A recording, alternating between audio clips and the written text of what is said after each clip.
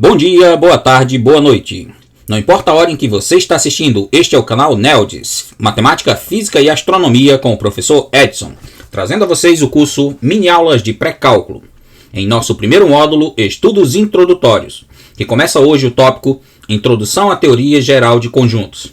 Este tópico está dividido em 10 aulas: Noções Iniciais, Relações de Pertinência de Subconjuntos e de Superconjuntos, União de Conjuntos, Interseção de Conjuntos, Subtração de Conjuntos, Diferença Simétrica de Conjuntos, Complementação de Conjuntos, Conjunto das Partes de um Conjunto, Produto Cartesiano de Conjuntos e Modelagem de Problemas com Conjuntos.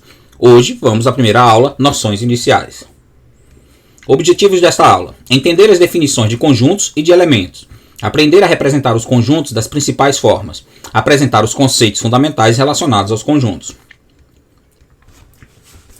A teoria de conjuntos foi introduzida pelo russo Georg Cantor no final do século XIX. Aqui a foto deste matemático. As noções de conjuntos são muito importantes para o estudo dos conjuntos numéricos, das operações aritméticas, das operações com intervalos. Mesmo assim, precisamos apenas de um estudo introdutório da teoria geral de conjuntos para o nosso curso de pré-cálculo. Bom, definição de conjuntos. Conjunto é uma coleção bem definida de objetos de qualquer natureza. Um conjunto também pode ser chamado de coleção ou de família. Os conjuntos são denotados por letras maiúsculas do nosso alfabeto. Os elementos podem ser de quaisquer tipos. A maioria dos conjuntos estudados em nosso curso serão conjuntos numéricos. Representações de conjuntos. Há 3 principais formas de representar um conjunto. A primeira é listando seus elementos separados por vírgulas e entre chaves. A segunda descrevendo entre chaves as propriedades que caracterizam os elementos do conjunto. E a terceira é representando o conjunto graficamente em termos do diagrama de Venn. Lembrando que o diagrama de Venn é uma representação gráfica de um ou mais conjuntos. Nesse tipo de diagrama, os conjuntos são representados por áreas fechadas dentro de um plano, podendo os elementos ser colocados dentro dessas áreas. Vamos ao nosso primeiro exemplo. Considere os conjuntos. A, que é o conjunto das vogais do alfabeto latino. B, que é o conjunto dos números naturais ímpares menores que 10. E C, que é o conjunto das cores primárias de pigmentos. Represente cada conjunto. Item A, listando seus elementos entre chaves. Como resposta a este, temos aqui o conjunto A, E, I, O, U, com as vogais colocadas entre chaves e separadas por vírgulas. O conjunto B, com os números 1, 3, 5, 7 e 9, colocados entre chaves, também separados por vírgula. E o conjunto C, que é o conjunto das cores primárias de pigmentos, amarelo, azul e vermelho. Nesse tipo de notação, os elementos dos conjuntos também podem vir separados por ponto e vírgula. Assim, teríamos o conjunto A, E, I, O, U, com os elementos separados por ponto e vírgula, o conjunto B e o conjunto C representados da mesma forma. Vamos ao item B do nosso exemplo, listando as propriedades dos elementos desses conjuntos. Temos aqui o conjunto A, que é o conjunto dos elementos x, tal que x é a vogal do alfabeto latino, o conjunto B, que é o conjunto dos elementos x, tal que x é um número natural menor que 10, e o conjunto C, que é o conjunto dos elementos x, tal que x é cor primária de pigmento. Percebam que o conjunto B pode ser representado de outras formas nesse tipo de notação. Ele poderia ser representado como B igual a x, tal que x é um número natural ímpar menor ou igual a 9, já que o maior número ímpar menor que 10 é o 9.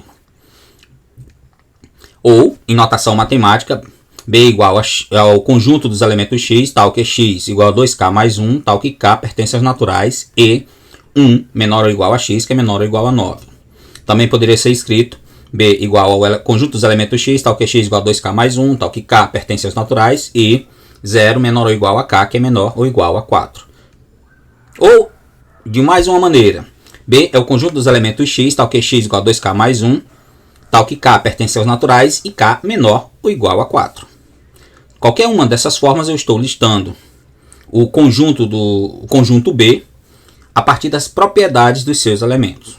O item C do nosso exemplo, representando os conjuntos em termos do diagrama de Venn. Temos aqui o conjunto A, representado com um círculo desenhado no plano e com os elementos colocados dentro desse círculo. Temos aqui também o conjunto B, da mesma forma representado em termos de seu diagrama de Venn. E o conjunto C, também representado em termos de seu diagrama de Venn.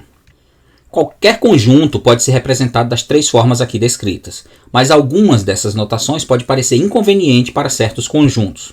O uso de uma ou outra forma de representar depende do conjunto estudado e do estudo a ser feito, e da conveniência do problema. Vamos a algumas observações importantes sobre conjuntos. Primeira, um conjunto está completamente determinado por seus elementos.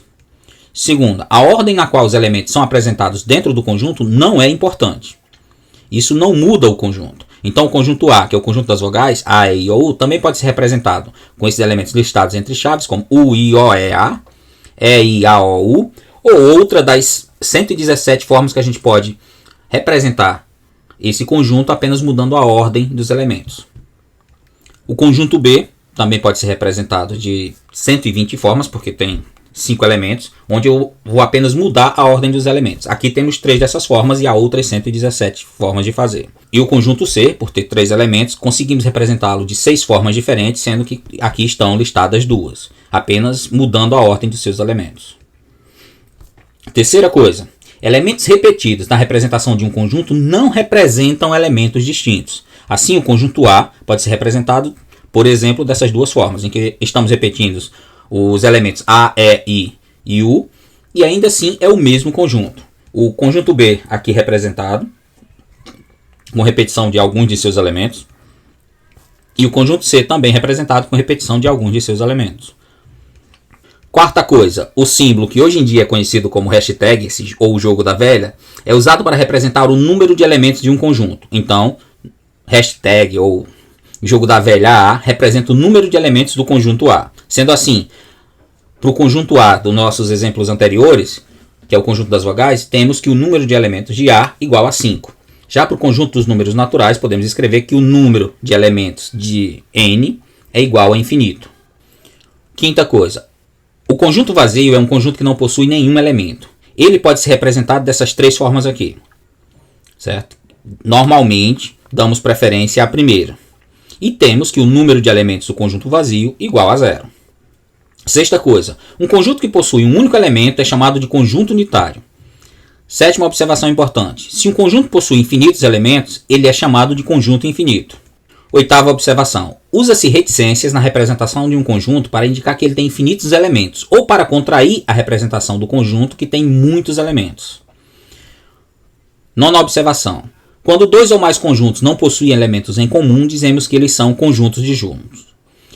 Décima observação sobre conjuntos. Chamamos de conjunto universo o conjunto de todos os elementos que fazem parte de determinado assunto.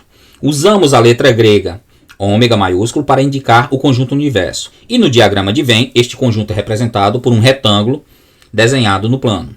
Sendo que se representarmos o conjunto A e o conjunto universo no mesmo diagrama de Venn, teríamos uma representação como esta. Vamos a um exemplo para ilustrar melhor as observações que fizemos a respeito de conjuntos. Então, exemplo 2. Represente cada conjunto listando seus elementos e descrevendo a propriedade que caracteriza esses elementos. Diga qual o número de elementos do conjunto. Item A. O conjunto dos números naturais ímpares. Pode ser representado de diversas formas. Aqui, denotada a primeira. Conjunto N, índice I, para indicar naturais ímpares, que é o conjunto dos números 1, 3, 5, 7, 9 e assim sucessivamente. Usamos reticências para indicar que esse conjunto tem infinitos elementos. Após as reticências, não colocamos nada além da chave. Listando a propriedade dos conjuntos, temos naturais ímpares igual o conjunto dos elementos x, tal que x igual a 2k mais 1, tal que k pertence aos naturais. E, como última informação do exemplo, o número de elementos do conjunto dos números naturais ímpares é infinito. Item B, o conjunto dos números naturais pares. Aqui denotado como NP, que é o conjunto que tem os elementos 0, 2, 4, 6, 8 reticências. A reticência novamente colocada após o último elemento listado para indicar que eu tenho infinitos elementos. Ou, em termos das propriedades dos elementos, temos que naturais pares igual ao conjunto dos elementos x, tal que x igual a 2k, tal que k pertence aos naturais. E o número de elementos dos naturais pares, assim como dos ímpares, é infinito. Veja que naturais pares e naturais ímpares não possuem elementos em comum. Então, naturais ímpares e naturais pares são conjuntos disjuntos. Continuando o exemplo 2. Item C. O conjunto dos números naturais menores que 100. Podemos representar esse conjunto listando os seus elementos. A igual a 0, 1, 2, 3, 4, 5, 6, reticências 99. São os números menores que 100. Então, colocamos reticências e, após reticências, o último ou os últimos elementos do conjunto. No caso, colocamos o último. Listando as propriedades dos elementos. A igual ao conjunto dos elementos x pertencentes aos naturais, tal que x menor que 100. Ou A igual ao conjunto dos elementos x pertencentes aos naturais, tal que x menor ou igual a 99. São duas maneiras diferentes de listar os elementos.